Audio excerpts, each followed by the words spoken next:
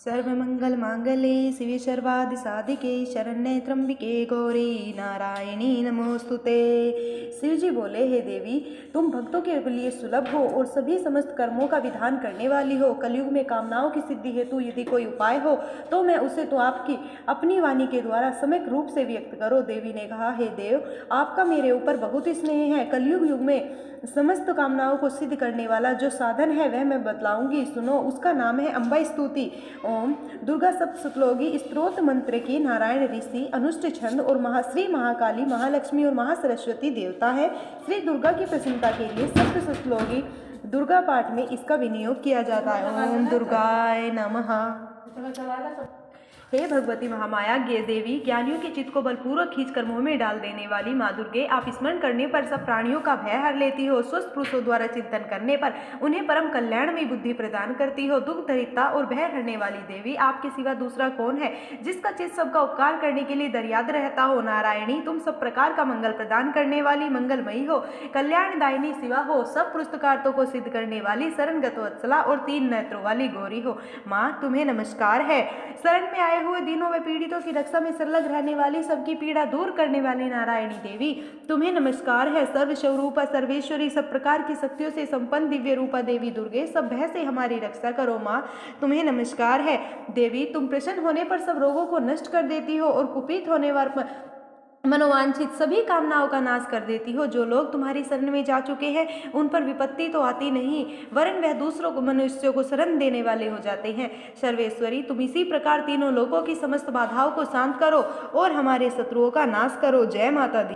छठा अध्याय, धूम्रलोचन वध। मैं सर्वेश्वर भैरव के अंगों में निवेश करने वाली परमोत्कृष्ट पद्मती देवी का चिंतन करती हूँ। वे नागराज के आसन पर बैठी हैं और नागों के फनों में सुभूषित होने वाली मणियों के विशाल माला से उनकी देहलता उद्भासित हो रही है। सूर्य के समान उनका तेज है, 3 नेत्र उनकी शोभा बढ़ा रहे हैं। वे अपने हाथों में माला, कुंभ, कपाल, कपर और कमल लिए हुए हैं। उनके मस्तक में अद्र चंद्र मुकुट सुभूषित है। जय माँ भगवती। ऋषि कहते हैं, देवी का यह कथन सुनकर दूत को बड़ा ही क्रोध आया और उसने दैत्यराज के पास जाकर सब समाचार विस्तार पूर्वक कह सुनाया। दूत के उस वचन को सुनकर दैत्यराज कुपित हो उठा और उस दैत्य सेनापति धूम्रविलोचन से बोला, हे धूम्रलोचन, तुम शीघ्र ही अपनी सेना के साथ जाओ और उस दुष्टा के केस पकड़कर घसीटते हुए उसे बलपूर्वक यहाँ पर लेकर आओ। उसकी रक्षा करने के लिए यदि कोई दूसरा खड़ा हो तो वह चाहे देवता हो, यक्ष, गंधर्व ही क्यों न हो, उसे अवश्य ही मार डालना। ऋषि कहते हैं, शुंभ के इस प्रकार आज्ञा देने पर धूम्रलोचन दैत्य 60,000 असुरों की सेना को लेकर वहां से तुरंत ही चल दिया। वहां पहुंचकर उसने हिमालय पर रहने वाली देवी को देखा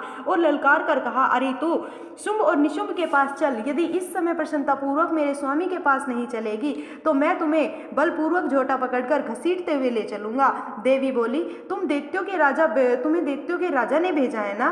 तुम स्वयं भी बलवान हो और तुम्हारे साथ विशाल सेना भी है। ऐसी दशा में यदि तुम मुझे बलपूर्वक ले भी चलोगे तो मैं तुम्हारा क्या कर सकती हूँ। जय माता दी।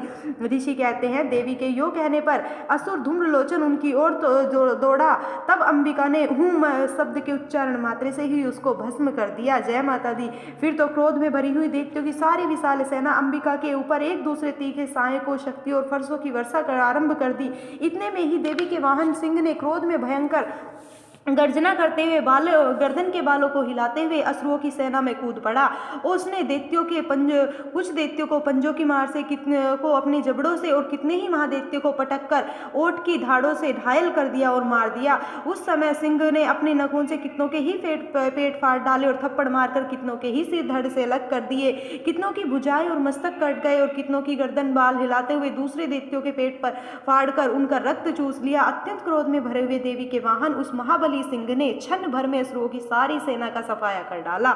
जब शुंभ ने यह सुना कि देवी ने धूम्रविलोचन और असुरों को मार डाला है, तब उसके सिंह ने सारी सेना का सफाया कर दिया है। उस समय दैत्यराज को बड़ा ही क्रोध हुआ और उसके होठ कांपने लगे। उसने चंड और मुंड नामक 2 महादैत्यों की आज्ञा की और कहा, हे चंड और मुंड, तुम लोग बड़ी सेना लेकर वहां जाओ और देवी के बाल पकड़कर उसे तो बांध कर यहाँ शीघ्र ही ले जाओ। यदि इस प्रकार उसको लाने में कोई संदेह हो तब युद्ध में हर प्रकार के अस्त्रों शस्त्रों की समस्त असुरी सेना का प्रयोग करते हुए उसकी हत्या कर डालना।